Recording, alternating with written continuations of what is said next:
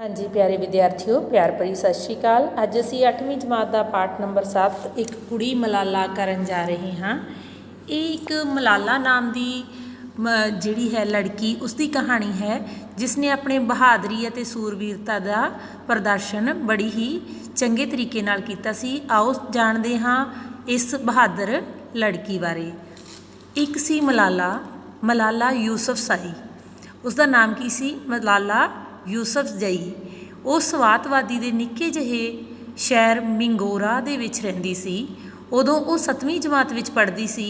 उन्हें अपने अब्बू मतलब पिता जियाउद्दीन ਨੂੰ ਦੱਸਿਆ कि वो बहुत सारा पढ़ना चाहती है। स्वातवादी कट्टड़ां ਦਾ गढ़ ਸੀ, ਜਿਹੜਾ ਉਹਨਾਂ ਦਾ इलाका सी ਜਾਂ ਉਹਨਾਂ ਦਾ ਜਿਹੜਾ शहर सी ਉਹ कट्टड़पंथियों का गढ़ सी। मतलब उत्थे बहुत मतलब मेन केंद्र सी ਉਹ कट्टड़वादियों का। कट्टड़ नहीं सन चाहते कि कुड़ियाँ पढ़ाई करन। ਜਿਹੜੇ ਇਹ कट्टड़वादी सी जिन्हां ਦੀ बेटा सोच किसी एक धार्मिक मुद्दे ਨੂੰ ਲੈ ਕੇ कट्टड़ सोच रखते होण, ਉਹਨਾਂ ਨੂੰ कट्टड़वादी असीं कह दिंदे आ। ते ਉਹ नहीं सी चाहते कि कुड़ियाँ पढ़न। कट्टड़ां ने रेडियो उत्ते ऐलान कर दिता कुड़ियां लई विद्या प्राप्त करना मना है। उन्होंने ऐलान कर दिता कि कुड़ियां विद्या प्राप्त नहीं कर सकदियां। कुड़ियां लई गीत संगीत सुनना ते टीवी देखना पाप है। इस तरह के ऐलान सी जिहड़े कट्टड़वादियों वालों कीते गए। भावें कुछ भी खरीदना होवे कुड़ियां दुकानां उत्ते ना जाण, कुड़ियां लई नौकरी करन दी भी मनाही है। मलाला अपने अब्बू नाल पेशावर गई हुई सी। जदों कट्टड़ा ने हुक्म दागिया मतलब हुक्म दिता, उदों प्यो धी प्रैस क्लब में बैठे हुए सन। प्रैस क्लब जानते हो बेटा, जिथों अखबार जिहड़े है साडे जां खबरां जिहड़ियां प्रसारित होंदियां हन उन्हां नूं कहा जांदा है प्रैस। मलाला नूं बेथवा हुक्म सुन के गुस्सा आ गया। बेथवा मतलब जिसका कोई थौ पता नहीं सी, जिसका कोई तुक नहीं सी बनता, तो उन्होंने इस तरह का ये हुक्म सुन के गुस्सा आ गया। उसने कहा वो कौन हुंदे ने कहण वाले कि मैं ना पढ़ा, मैं भावें जिन्ना मर्जी पढ़ा, ये मेरा हक है। उस वेले प्रैस क्लब में कुछ पत्रकार भी बैठे हुए सन। 11 वरियां की एक न्याणी कुड़ी के मूँहों इन्नी दलेरी भरी गल सुन के वो हैरान रह गए। उन्होंने मलाला के विचार अखबार में छाप दिते। मलाला ते जियाउद्दीन पेशावर तो वापस मिंगोरा आ गए। कट्टड़ा ने स्वातवादी के स्कूल जबरी बंद करवाने शुरू कर दिते। जबरी मतलब जबरदस्ती धक्के नाल। उन्हें हुक्म दिता कि मिंगोरा शहर के स्कूल 15 जनवरी 2009 तक बंद हो जाण। मिंगोरा के लोग सहमे हुए सन, सहमे जानी कि डरे हुए सन। कट्टड़ा कोल बंदूकां भी सन ते कई तरह के होर मारू हथियार भी। वो बंबां ते गोलियां की वरतों करन तो भी झिझकते नहीं सन। इस तरह की होया कि जदों मलाला ने यह गल कही कि वो कौन हुंदे हन सानू पढ़ाई तो रोकण वाले, तो अखबार वालियां ने उहदे विचार सी जिहड़े दलेरी भरे विचार अपने अखबार विच छाप दिते। तो जदों मलाला अपने पिता जी दे नाल वापस मिंगोरा आ गई, उस समय जिहड़े मिंगोरा दे स्कूल सी उन्हां नूं जबरदस्ती बंद करवाया जाण लग्गा कट्टड़वादियों वालों। उन्होंने कहा कि 15 जनवरी 2009 तक ये सारे स्कूल बंद हो जाने चाहिए हैं। इस काम लई वो ਵੱਖ-ਵੱਖ तरह के हथियारों की भी वरतों कर रहे सन। मतलब कि जबरदस्ती इस काम नूं वो करवा रहे सन। मलाला जिस स्कूल में पढ़ती सी वो स्कूल उहदे अब्बू जियाउद्दीन दा सी। जियाउद्दीन चाहुंदा सी कि कुड़ियां दी पढ़ाई का नुकसान ना होवे। उन्हें विद्यार्थनां नूं आख्या कि 15 जनवरी तो पिछों स्कूल की यूनीफॉर्म ना पाउण, वो मनमर्जी के कपड़े पा के स्कूल आया करन। जियाउद्दीन का ख्याल सी कि इस तरह करन नाल कट्टड़ा नूं भुलेखा पै जाएगा कि कुड़ियां स्कूल नहीं चलियां, सगों किधरे होर चलियां हन।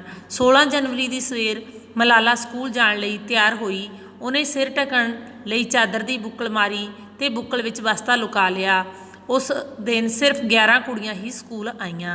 उस तो बाद जिस तरह के हुक्म सी कि स्कूल बंद करे जाण, पर जिहड़ा मलाला के पिता जी का स्कूल सी जियाउद्दीन का, वो चाहुंदे सी कि उहदे विच लड़कियां जिहड़ियां पढ़ रही ने उन्हां दी पढ़ाई का कोई नुकसान ना होवे। इस करके उन्होंने कहा कि तुसीं स्कूल की वर्दी पा के ना आउणा, 15 तो बाद 16 जनवरी तो तुसीं आपदे घर के कपड़िਆਂ ਦੇ ਵਿੱਚ स्कूल आ जाओ।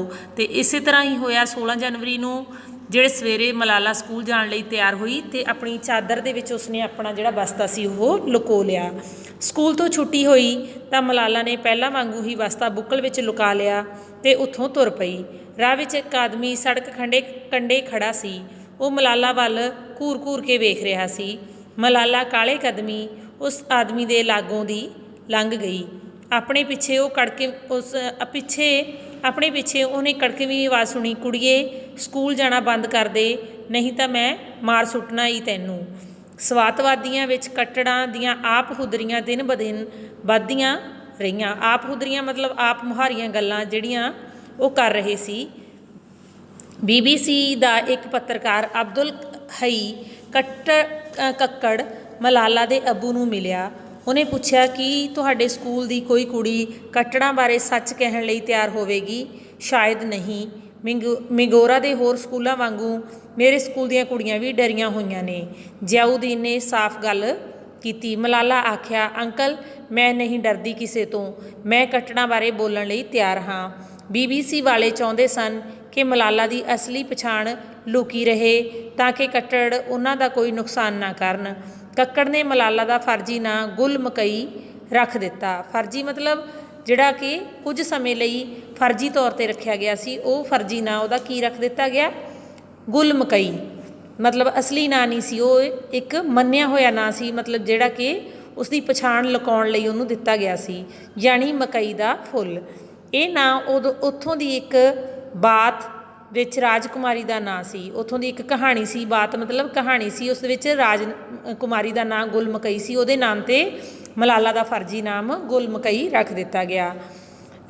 BBC ਦੇ ਉਸ ਬਲੌਗ ਲਈ ਮਲਾਲਾ ਨੇ ਮਨ ਦੀ ਗੱਲ ਕਹਿ ਦਿੱਤੀ। ਉਹਨੇ ਕੱਟੜਾਂ ਦੇ ਕੰਮ ਦੀ ਨਿੰਦਿਆ ਅਤੇ ਕੁੜੀਆਂ ਦੇ ਹੱਕਾਂ ਦੀ ਗੱਲ ਕੀਤੀ। ਵਾਦੀ ਵਿੱਚ ਸੈਂਕੜੇ ਸਕੂਲ ਬੰਦ ਹੋ ਚੁੱਕੇ ਸਨ। ਗੱਲ ਇੱਥੇ ਹੀ ਨਹੀਂ ਮੁੱਕੀ। ਕੱਟੜਾਂ ਨੇ ਸਕੂਲ ਬੰਬਾਂ ਨਾਲ ਉਡਾਉਣੇ ਸ਼ੁਰੂ ਕਰ ਦਿੱਤੇ। ਕਈਆਂ ਸਕੂਲਾਂ ਦੀਆਂ ਛੱਤਾਂ ਉੱਡ ਗਈਆਂ ਸਨ। ਕੁਝ ਸਕੂਲਾਂ ਦੀਆਂ ਕੰਧਾਂ ਦੇ ਖੰਡਰ ਹੀ ਬਾਕੀ ਰਹਿ ਗਏ ਸਨ। ਇਹੋ ਜਿਹੇ ਸਕੂਲਾਂ ਵਿੱਚੋਂ ਇੱਕ ਸਕੂਲ ਦਾ ਤਾਂ ਮਲਾਲਾ ਦੇ ਘਰ ਦੇ ਬਿਲਕੁਲ ਨੇੜੇ ਸੀ। ਮਲਾਲਾ ਨੂੰ ਉਹ ਉਜੜਿਆ ਹੋਇਆ ਸਕੂਲ ਨਿੱਤ ਦਿਸਦਾ ਸੀ। ਕੱਟੜ ਸਵਾਤਵਾਦੀ ਤੇ ਕਾਬਜ਼ ਹੋ ਗਏ ਪ੍ਰਤੀਤ ਹੁੰਦੇ ਸਨ। ਉਹ ਮਨ ਆਈਆਂ ਕਰਦੇ। ਮਲਾਲਾ ਦਾ ਸਕੂਲ ਵੀ ਬੰਦ ਹੋ ਚੁੱਕਿਆ ਸੀ। ਮਲਾਲਾ ਪੜ੍ਹਾਈ ਬੰਦ ਕਰਨਾ ਨਹੀਂ ਸੀ ਚਾਹੁੰਦੀ। ਉਹਨੇ ਆਪਣੀ ਇੱਕ ਸਹੇਲੀ ਨੂੰ ਘਰ ਬੁਲਵਾ ਲਿਆ। ਦੋਵੇਂ ਸਹੇਲੀਆਂ ਇਕੱਠੀਆਂ ਬੈਠ ਕੇ ਪੜ੍ਹਾਈ ਕਰਨ ਲੱਗ ਪਈਆਂ। ਪਰ ਖੂਨ ਖਰਾਬਾ ਦਿਨ ਬ ਦਿਨ ਵੱਧ ਰਿਹਾ ਸੀ। ਲੋਕ ਮਿਗੋਰਾ ਨੂੰ ਛੱਡ ਕੇ ਸ਼ਾਂਤ ਸ਼ਹਿਰਾਂ ਵੱਲ ਜਾਣ ਲੱਗ ਪਏ। ਕੱਟੜਾਂ ਨੇ 100 ਤੋਂ ਵੀ ਵੱਧ ਸਕੂਲ ਢਾਹ ਦਿੱਤੇ ਸਨ। ਸਕੂਲਾਂ ਦੇ ਢਹਿਣ ਦੀਆਂ ਘਟਨਾਵਾਂ ਤੋਂ ਪਿੱਛੋਂ ਮਲਾਲਾ ਨੇ ਆਪਣੇ ਬਲੌਗ ਵਿੱਚ ਲਿਖਿਆ, ਜੇ ਫੌਜ ਨੇ ਸਕੂਲਾਂ ਨੂੰ ਬਚਾਉਣ ਦੀ ਠੀਕ ਤਰ੍ਹਾਂ ਕੋਸ਼ਿਸ਼ ਕੀਤੀ ਹੁੰਦੀ ਤਾਂ ਇੰਨੇ ਸਕੂਲ ਨਹੀਂ ਸਨ ਢਹਿਣੇ। ਮਲਾਲਾ ਪੜ੍ਹਾਈ ਬਾਰੇ ਫਿਕਰਮੰਦ ਸੀ। ਉਹਨੇ ਆਪਣੇ ਬਲੌਗ ਵਿੱਚ ਲਿਖਿਆ, ਇਮਤਿਹਾਨ ਨੇੜੇ ਆ ਰਹੇ ਹਨ। ਜੇ ਕੱਟੜਾਂ ਨੇ ਕੁੜੀਆਂ ਨੂੰ ਇਮਤਿਹਾਨ ਦੇਣ ਦੀ ਆਗਿਆ ਦਿੱਤੀ ਤਾਂ ਹੀ ਕੁੜੀਆਂ ਇਮਤਿਹਾਨ ਦੇ ਸਕਣਗੀਆਂ। ਹਾਲਾਤ ਹੋਰ ਖਰਾਬ ਹੋ ਰਹੇ ਸਨ।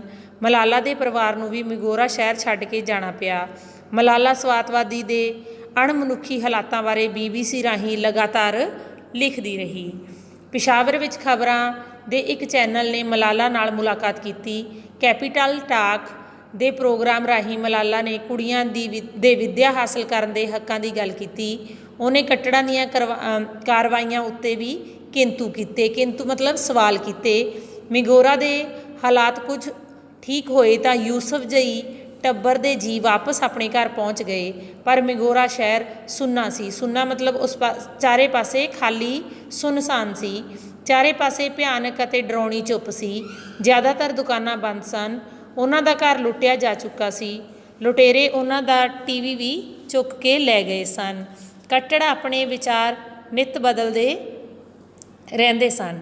ਜਦੋਂ ਦਿਲ ਵਿੱਚ ਆਇਆ ਕਿ ਕੁੜੀਆਂ ਸਕੂਲ ਨਾ ਜਾਣ ਤਾਂ ਉਹਨਾਂ ਦੀ ਪੜ੍ਹਾਈ 'ਤੇ ਰੋਕ ਲਾ ਦਿੱਤੀ।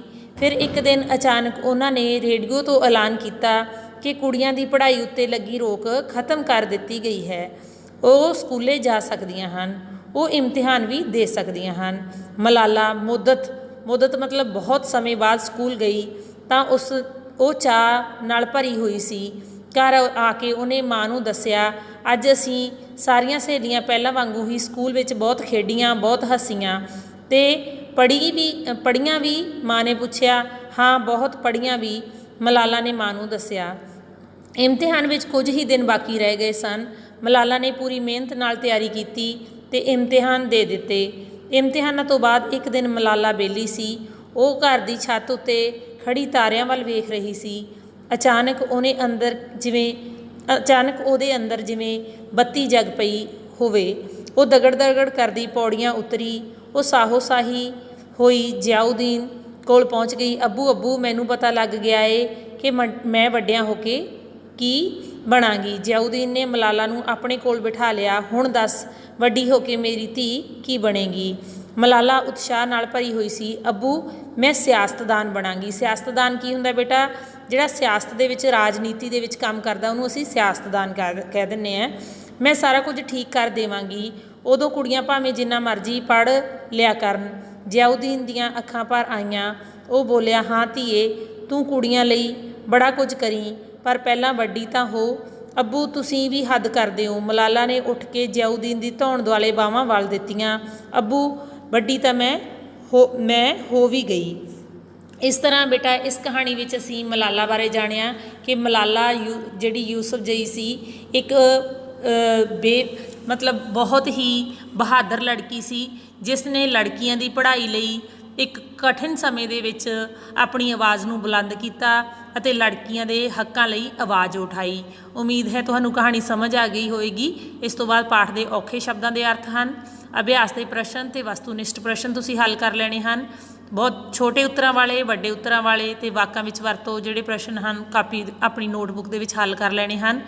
ਉਸ ਤੋਂ ਬਾਅਦ ਤੁਸੀਂ ਦੱਸੇ ਅਨੁਸਾਰ ਵਿਆਕਰਨ ਦੇ ਵਿੱਚ ਜਿਵੇਂ ਉਲਟ ਸ਼ਬਦ ਹੈ, ਜਿਹੜੇ ਵਿਰੋਧੀ ਸ਼ਬਦ, ਉਹ ਤੁਸੀਂ ਲਿਖਣੇ ਹਨ, ਜਿਵੇਂ ਖਰੀਦਣਾ ਦਾ ਵੇਚਣਾ। ਇਸ ਤੋਂ ਬਾਅਦ ਇਸ ਪਾਠ ਵਿੱਚ ਉਰਦੂ ਦੇ ਸ਼ਬਦ ਆਏ ਹਨ, ਜਿਵੇਂ ਅੱਬੂ। ਕੀ ਤੁਸੀਂ ਜਾਣਦੇ ਹੋ ਮਾਂ ਨੂੰ ਉਰਦੂ ਵਿੱਚ ਕੀ ਕਹਿੰਦੇ ਹਨ? ਪਾਠ ਵਿੱਚ ਆਏ ਹੋਰ ਉਰਦੂ ਸ਼ਬਦਾਂ ਨੂੰ ਲੱਭ ਕੇ ਤੁਸੀਂ ਆਪਣੀ ਕਾਪੀ ਦੇ ਵਿੱਚ ਲਿਖ ਲੈਣਾ ਹੈ। ਉਸ ਤੋਂ ਬਾਅਦ ਹੇਠ ਲਿਖੇ ਵਾਕਾਂ ਦੀਆਂ ਕਿਰਿਆਵਾਂ ਨੂੰ ਵਰਤਮਾਨ ਕਾਲ ਅਤੇ ਭਵਿੱਖ ਕਾਲ ਵਿੱਚ ਬਦਲ ਕੇ ਲਿਖਣਾ ਹੈ। ਕਾਲ 3 ਤਰ੍ਹਾਂ ਦੇ ਹੁੰਦੇ ਹਨ: ਵਰਤਮਾਨ ਕਾਲ, ਭੂਤ ਕਾਲ ਅਤੇ ਭਵਿੱਖ ਕਾਲ।